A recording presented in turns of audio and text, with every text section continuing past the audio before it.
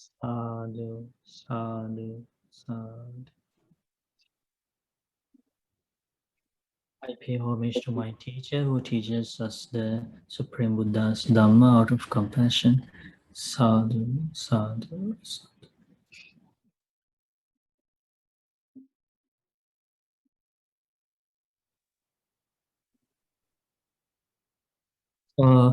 How is everybody doing?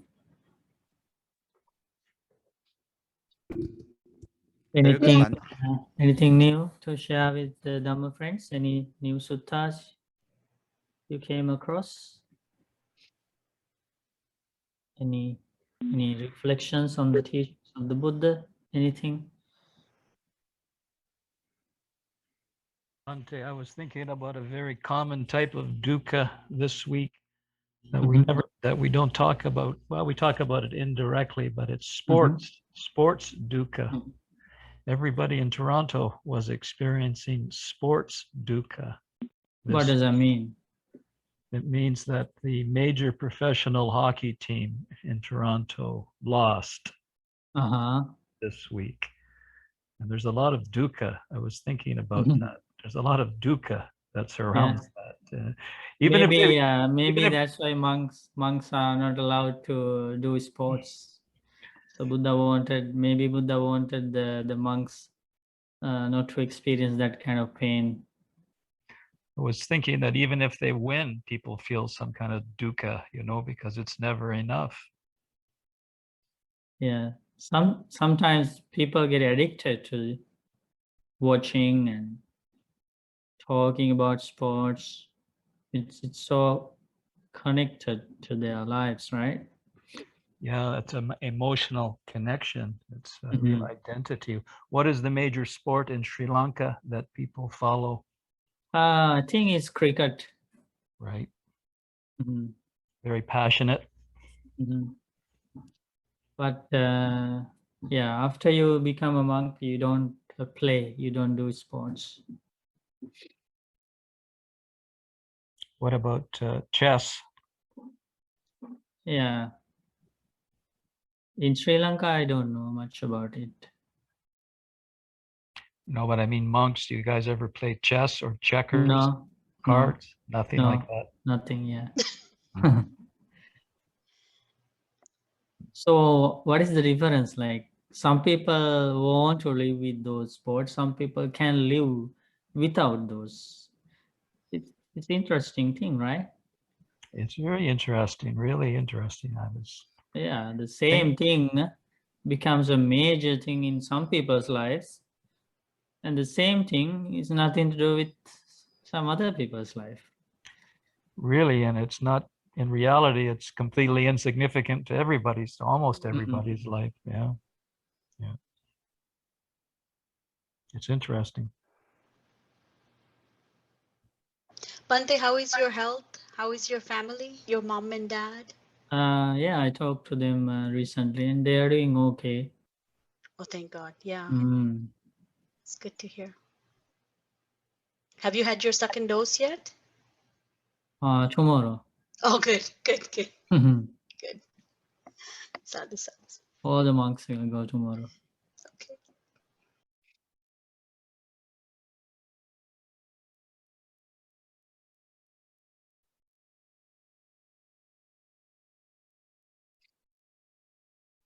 Yeah, we need to, when we live our lives day by day, we should gather more information from the teachings of the Buddha, from the Buddha's enlightenment.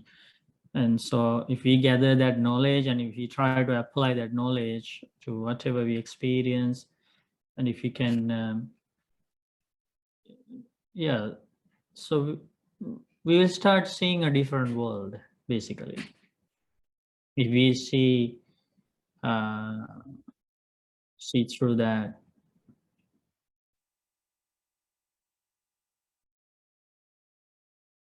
I mean, the different world means we will start seeing the reality of the world. And the result of seeing the world as it is is true happiness, peace. As long as we don't see the world as it actually is, the result is pain, stress, anxiety, depression, fear, all these negative feelings are the results. As long as if we are deluded,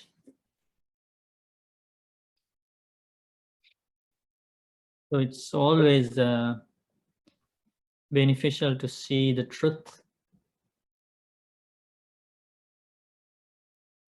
in our own lives and in others' lives and in the things around us, seeing the truth.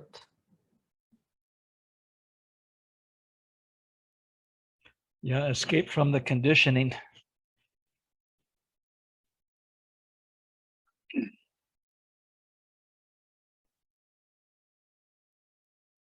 Well, everything what we Did you get any chances, any opportunities to see the truth with the help of the teachings of the Buddha? I think so, Bhante. I think so. Maybe not see the truth, but question the lack of truth. I think that's a first step. Question the things that are not true.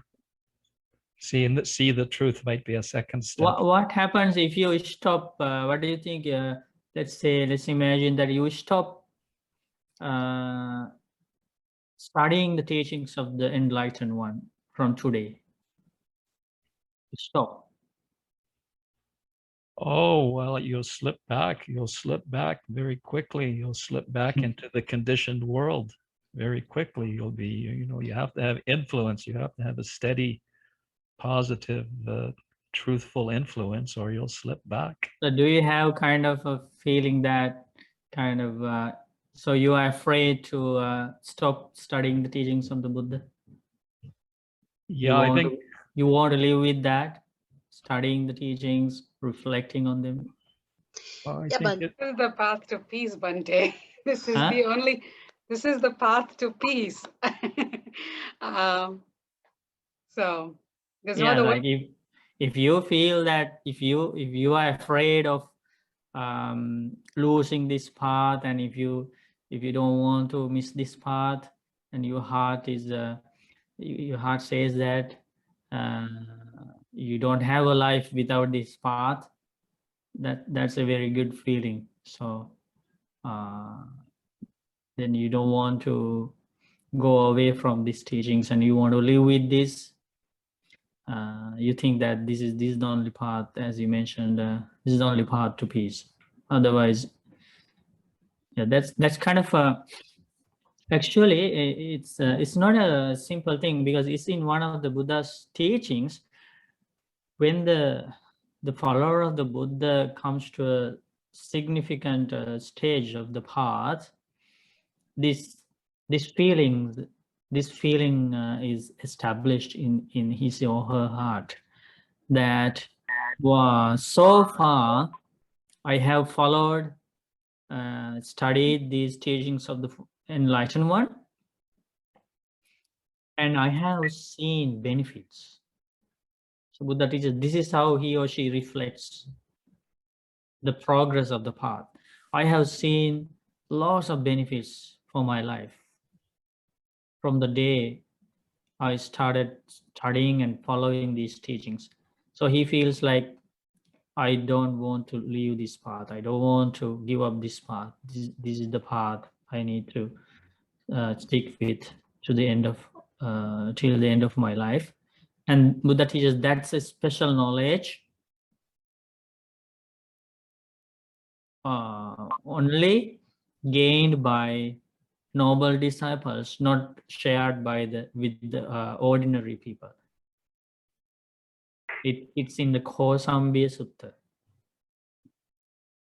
That's a special knowledge gained by the noble disciples.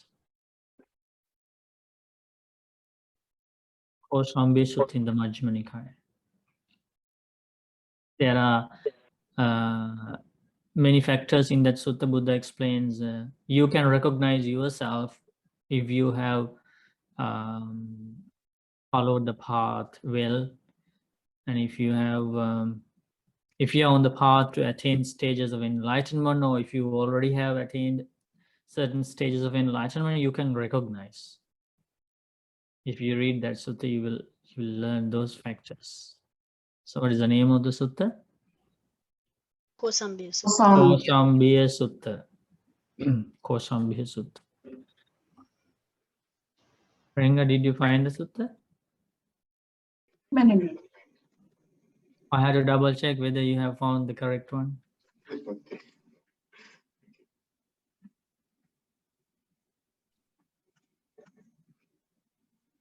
Because some suttas have this the same name.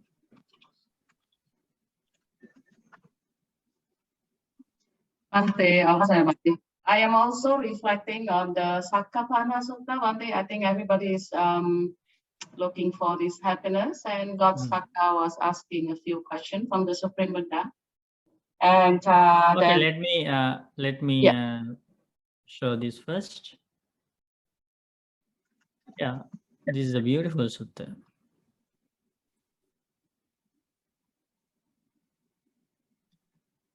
See, how these Dhamma friends find these suttas instantly? How did you find, Renga? How to find this? Huh? I found it in the Google one thing. Yeah, this is a correct one. Okay. So this is what I was explaining to you.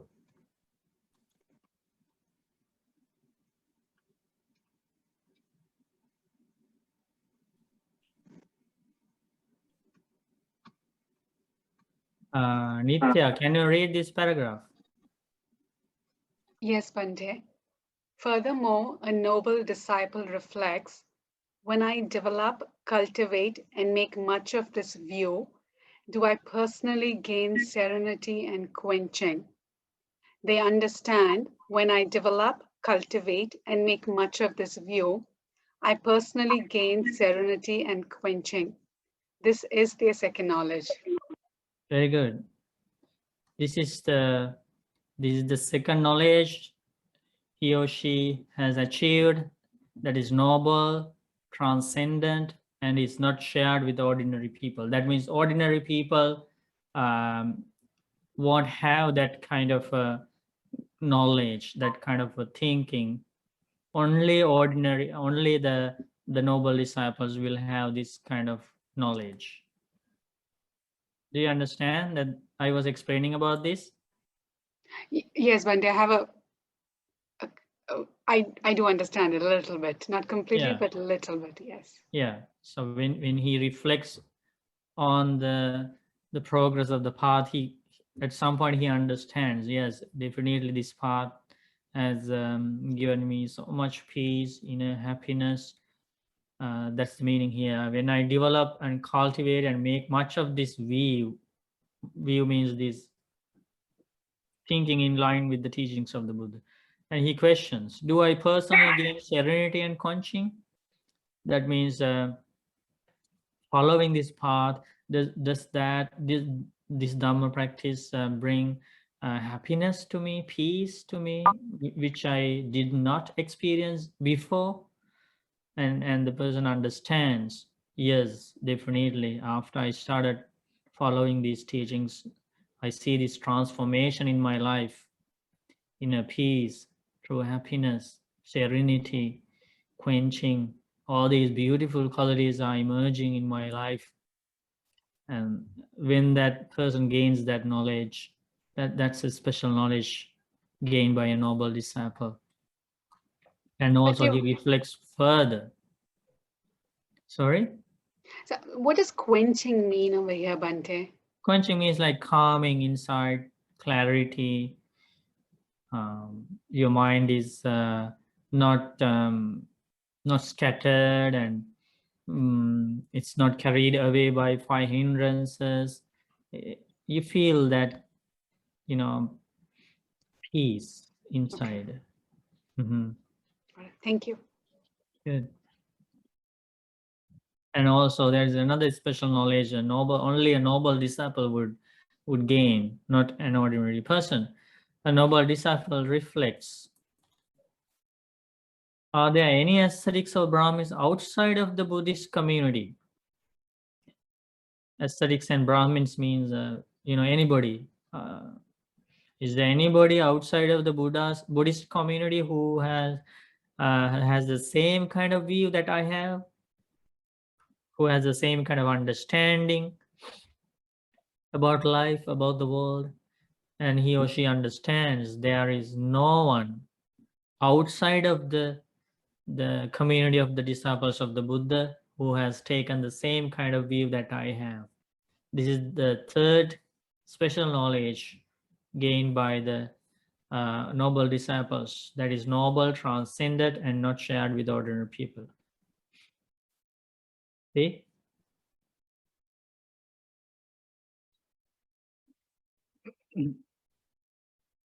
So that's a natural thing. So what is that sutta? If you like to read more, the name of the sutta is the Kosambiya Sutta, the mendicants of Kosambi. Mendicants means, in this translation, the monks of the city of Kosambi, the monks who lived in the city of Kosambi. That's the name of the sutta. This is a beautiful sutta. And finally, after Buddha was explaining so many factors about noble disciples, Buddha added this. When a noble disciple has these 7 factors, they have properly investigated their own nature with respect to the realization of the fruit of stream entry, Sotapanna. A noble disciple with these 7 factors has the fruit of stream entry. So that means Buddha explains, if somebody possesses with these 7 factors, either they have attained the fruit of the stream entry, they have attained the first stage of enlightenment, or they are on the path to attain the stream entry stage, the first stage of enlightenment. And that's a huge achievement. By attaining the Sotapanna, the first stage of enlightenment, the person becomes very fortunate to escape from hell, animal world, ghost world, and asura world forever. There is no danger whatsoever to be reborn in those worlds again, and he will attain the enlightenment within maximum of 7 lives. Yeah, so that's an amazing sutta. Any other questions?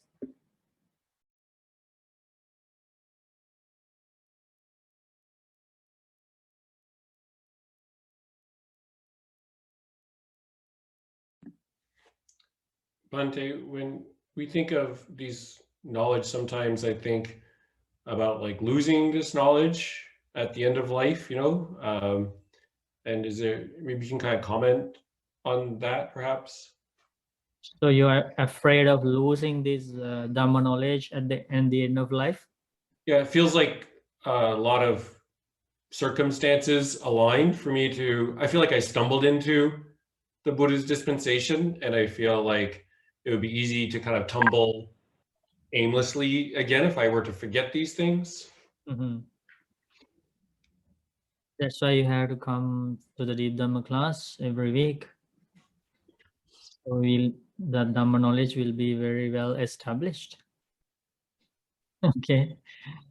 Yeah, so Buddha teaches, if you develop these 5 factors for a long time, you are very well established on the path, and your Dhamma knowledge is one of those things that are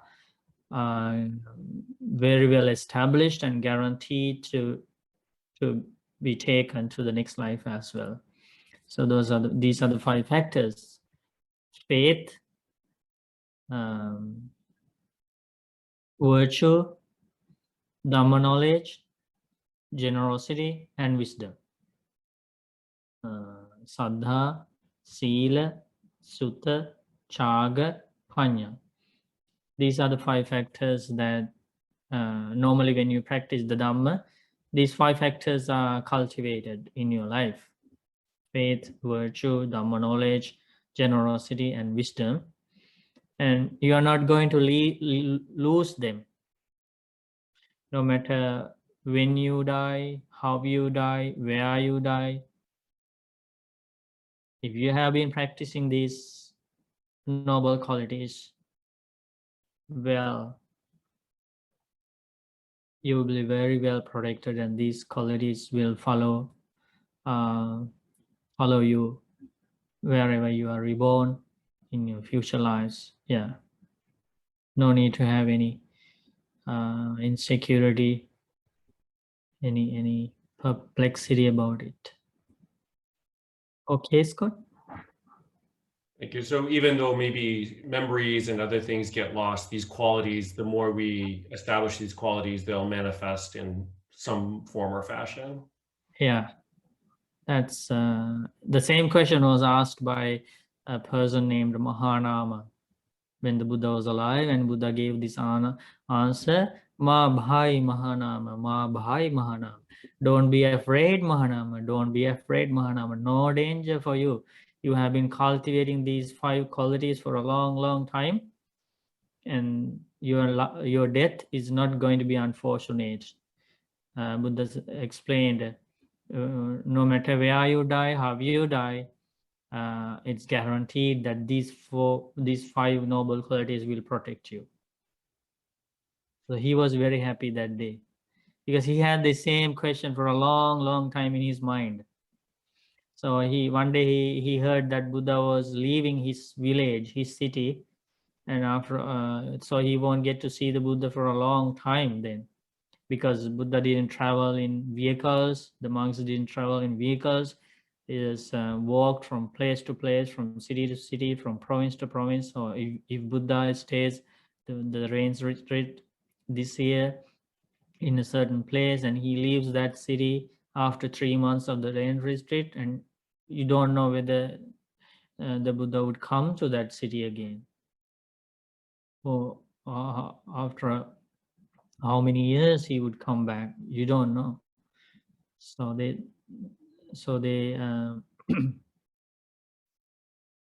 that's why he wanted to come to the Buddha and ask this specific question that was in his mind for a long, long time. And when he asked, Buddha replied, no need to be afraid. You are safe. Isn't it amazing that you get that assurance from directly from an enlightenment? It's reassuring to know that the effort is. Yeah. But unfortunately today, we don't have the Buddha. So the only way to get that assurance is through the Dhamma. You learn the Dhamma, you apply the Dhamma, and you recognize your qualities honestly through the Dhamma. You don't overestimate about your qualities, but you understand as they really are, and then you get that assurance. It's called using the mirror of Dhamma, Dhamma Dasa, mirror of Dhamma.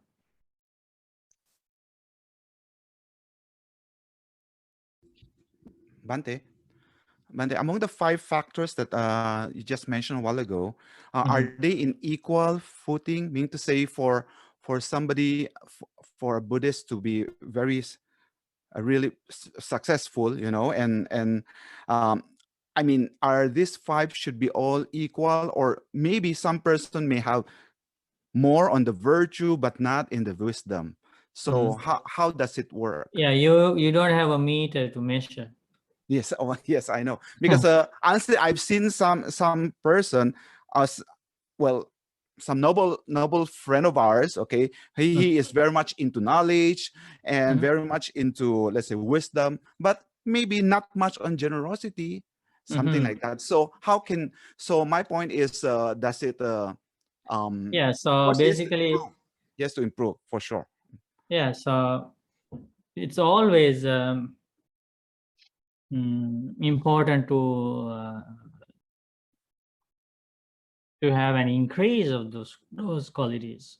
Increase. So for example, if you see that some kind of unbalance, we can say, okay, among these qualities, unbalanced nature. So in other suttas, Buddha teaches that, let's say, you have, as you mentioned about your friend, some people have kind of good knowledge, wisdom, insight, but they are not generous. Buddha teaches there are consequences of that for each individual, because it's the field, it's their own field that they have cultivated, so they are going to reap the benefit of it, or the harvest. And what is that?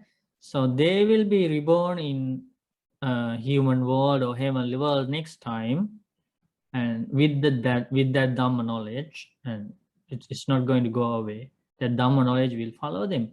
But because they had some problems with the generosity, and they didn't practice that quality, kind of balancing the wisdom and insight, they will be reborn in a poor family in the human world. Do you understand?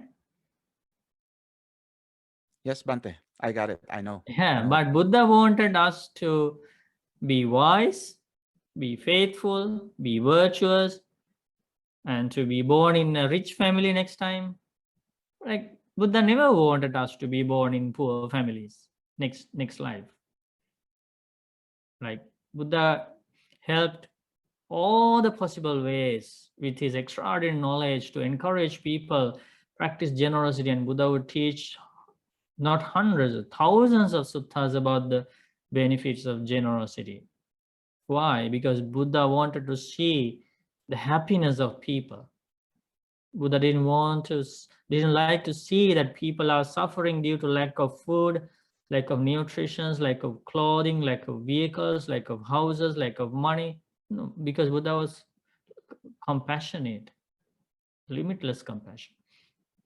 So that's why Buddha saw, okay, some of my disciples will be gaining only the insight, wisdom into things, but next time when they are reborn in human world, they will be reborn like they are wise, but they are in a poor family. So lots of hardships.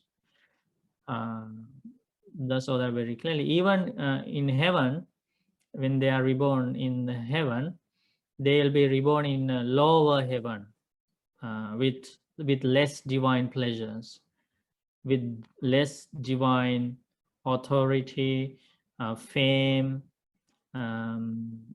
beauty, and all these things. So Buddha wanted us to be reborn next time, not as ugly people, ugly gods, beautiful gods and goddesses, famous gods and goddesses, powerful gods and goddesses. See, like whatever happiness a human being expects, Buddha wanted to show the path to achieve that. Can you now, this is how we understand limitless compassion of the Buddha. Like whatever path is available to become rich, righteously rich, to be handsome, to be beautiful, to be famous, to be wise, all the paths have been opened by the Buddha. Do you understand? Yes, Bante. Thank you, Bante.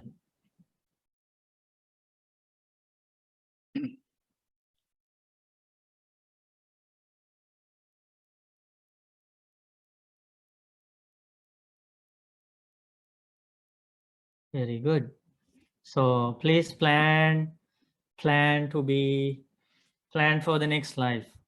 Okay, think that Buddha wanted you to gain a happy, beautiful life next time, rich life, right? Because next time when you are reborn, you need money again, right?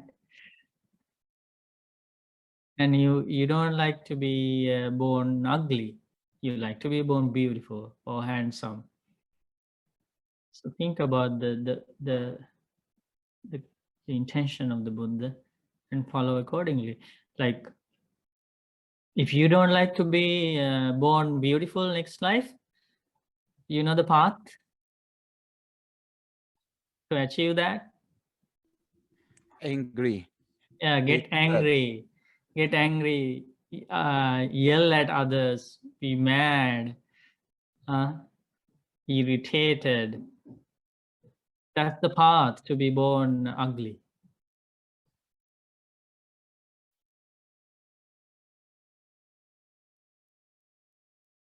If you like to be born beautiful, a beautiful human or a beautiful god or goddess, definitely you are going to be reborn. Right? You have any doubts about it? No doubt. Unless you attain the full enlightenment in this life and become an arhat. So we all are going to be reborn next life. We will have a next life, definitely. 100% sure, next life. We will have a next life. First, we try to avoid rebirth in hell, animal world, ghost world, and astral world. So that's the main priority. We cannot talk about human rebirth and heavenly rebirth without finding the path to avoid these dangerous destinations, and that should be the priority to escape from these miserable planes. And if you avoid those, then the next place is the human world or the heavenly world. So if we finish our human life today, that means our lifespan is over today, which happens to many people. So which could happen to us. So that means the last day that we are spending in the human world is today. And if the lifespan is going to over tonight, when will our next life start? Right away. Tomorrow. How come tomorrow? If our life ends tonight, we are going to start our next life tonight, instantly. Oh, tonight. Not tomorrow. There is nobody there to give you the selections. No. Immediately reborn into Yeah, a instantly reborn. Instantly reborn. Instantly reborn. Let's say you had the karma to be reborn in a human mother's womb, okay? And you have practiced virtue, you have confidence in the knowledge of the Buddha, but you didn't practice generosity, let's say, okay? And then you die tonight, and you will take rebirth in a human mother's womb, but that mother is in a very poor family. So you start your next life tonight in a very poor family. And after how many months? In 9 months,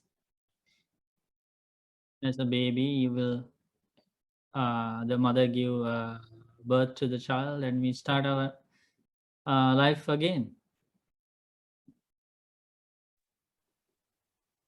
Bante, finding jobs, finding money, finding places to live. The same cycle starts over. Yes, Nitya. Bante, I had a question.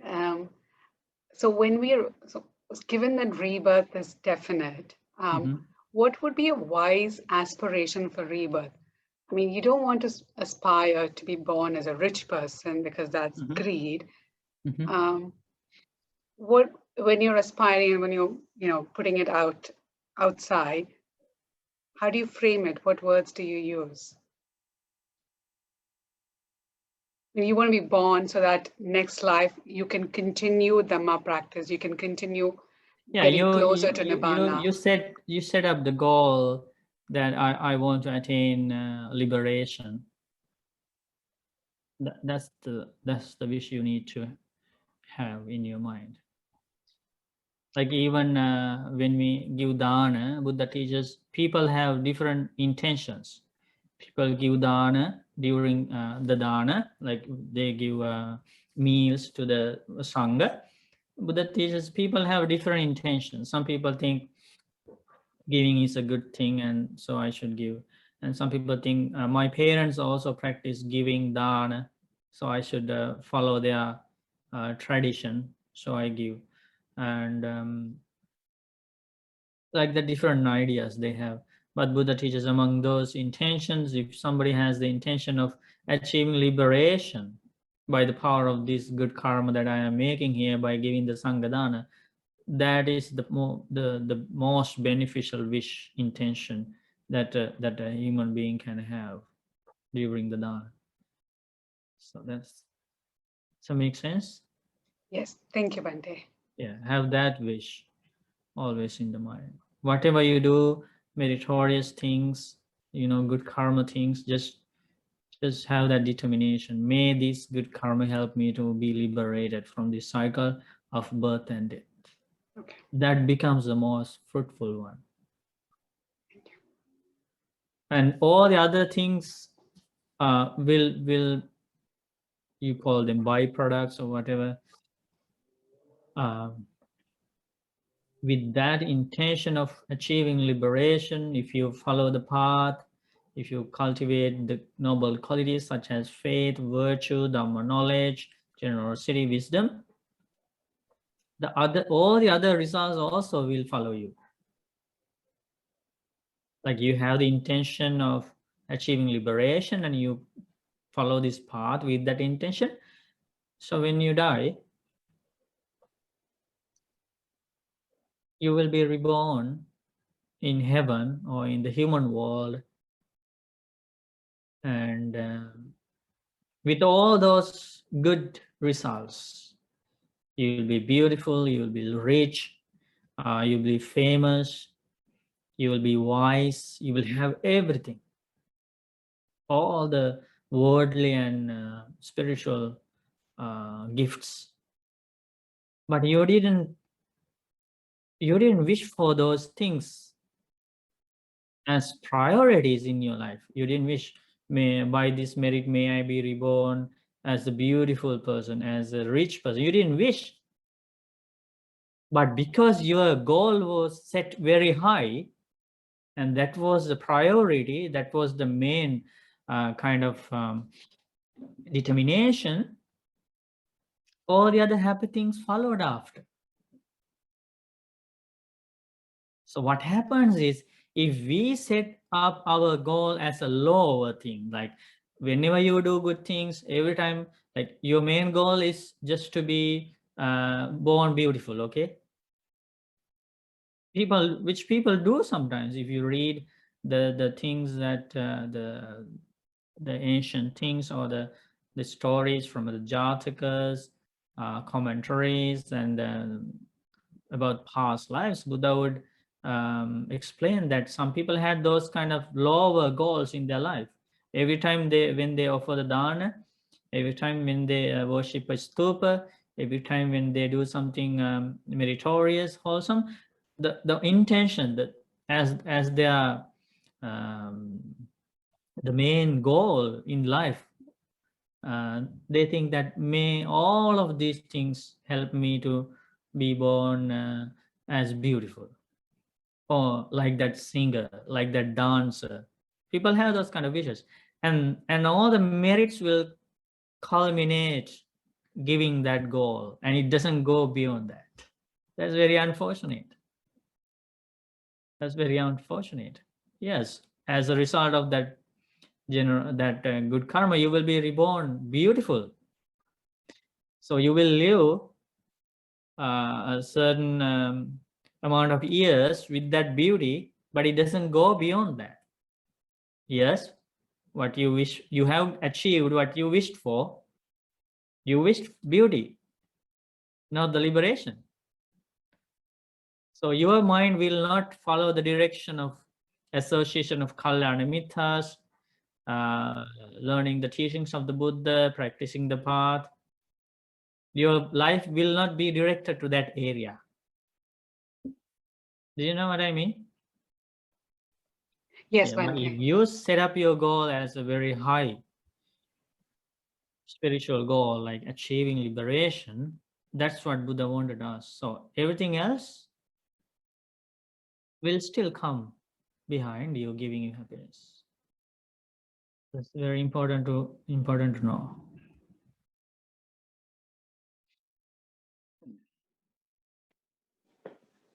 Bante, Namo I know. Buddhaya.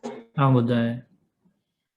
So Bante, for the ordinary person who have that kind of wish after doing a marriage, can we consider that person categorized as a wrong view, even they have the good wish? Like Bante say, after by this marriage, may I reborn as a beautiful person.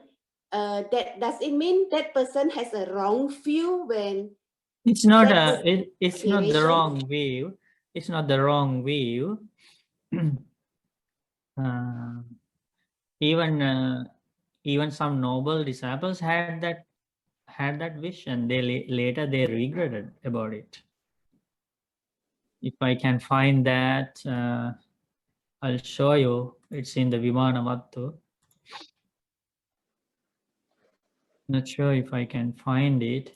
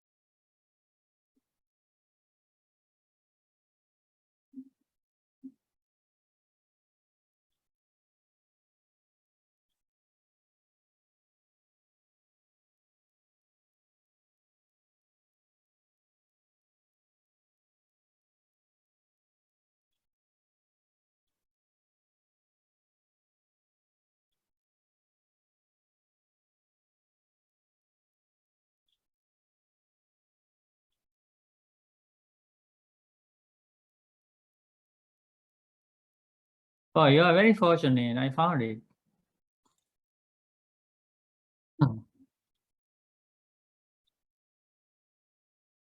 Can somebody read this so you will understand what is happening for some inferior kind of wishes and goals? So what's the consequence? Even the disciples of the Buddha sometimes they sometimes are negligent, we can say. Who is going to read? So the stories about a Deva explains her regret in not developing her mind further. That means not. That means being satisfied with some inferior attainments or inferior goals, setting of inferior goals, not directing the mind towards liberation. Exact same thing that we were discussing about. Who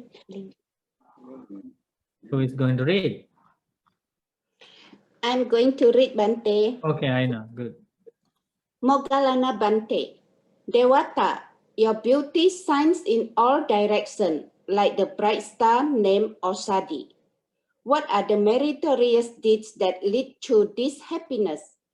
Tell me, Dewata, What kind of meritorious action did you do when you were in the human world to have gained this beauty that shines in all directions and to have earned all these wonderful things?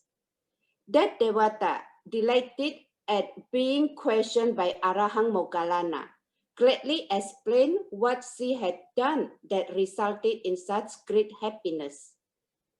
Devata, Bante, in the human world, there is a city called Saketa. There I was a female lay follower of the Supreme Buddha. My name was Uposatha. I had unshakable faith in the triple gem. I practiced the precept and delighted in giving and sharing. Furthermore, I had confidence in noble monks who had pure minds. I offered them robe, food, shelter, and lamps. I was eager to observe the 8 precepts 4 times a month on each of the 4 moon pages. I led a restrained life and was very generous. I abstained from killing, stealing, lying, and taking intoxicants. I did not cheat on my husband. I was delighted to keep these 5 precepts every day. I was wise enough to realize the Four Noble Truths. This is how I became a dedicated follower of Gautama Supreme Buddha. Because of those meritorious deeds, I have been born as a very beautiful Devata and enjoy all the wonderful things that delight my heart.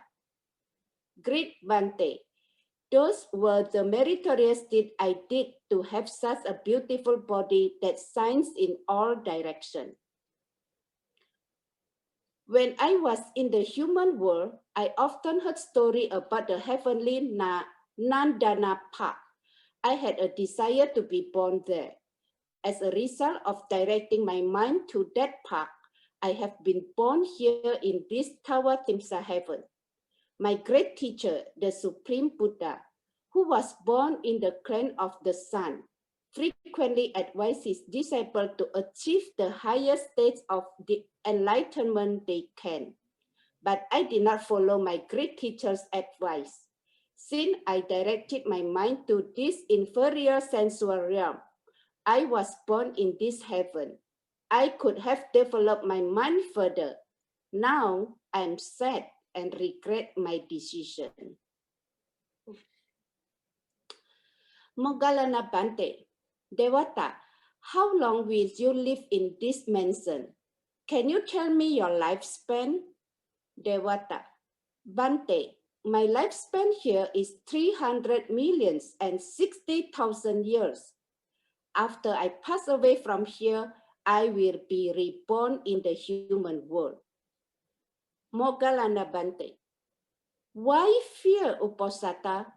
This Supreme Buddha has already stated that you have attained the fruit of stream entry. You will never again be born in a bad world. Sadhu, sadhu. So you got answers for all the questions, right? Right? Exact same thing we were discussing about, right? Yes, Bante. But the thing is, even though she felt guilty, she felt regret over that, her decision to see the Nandana Park, Heavenly Nandana Park, and that was always in her mind because somebody appreciated that, and so she wanted to see that, and that's why she focused on that. But at the same time, she developed the path to attain the first stage of enlightenment. That's the beautiful story there. Even though she's in the Nandana Park and she's not happy there now, she's thinking that, oh, I should have developed more. I should have developed, attained more stages of enlightenment. But I set my goal as an inferior one to see the Nandana Park, Heavenly Nandana Park.